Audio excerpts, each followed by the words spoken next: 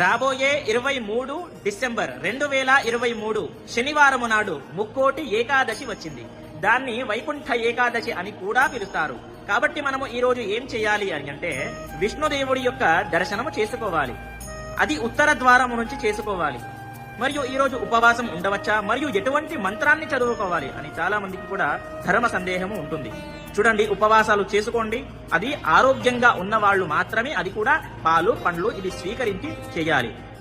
సంవత్సరంలో ఎన్ని ఏకాదశులు వస్తాయో అన్ని కూడా కలిస్తే ఈ ఒక్క రోజు ఉంటే అంత ఫలితము వస్తుంది. ఓకేనా? మరియు ఎటువంటి మంత్రాన్ని చదువుకోవాలి అని అంటే వీలైతే విష్ణు సహస్రనామాలు చదువుకోండి. నాకు వీలు కాదు అని అంటే ఇప్పుడు చెప్తాను వినండి.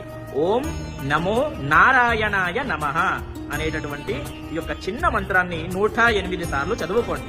చాలా పవర్ఫుల్ ఈ యొక్క మంత్రం. ఈ రోజు చదువుకుంటే ఓకేనా? మీ యొక్క బంధుమిత్రులకు అందరికీ కూడా షేర్ చేయండి.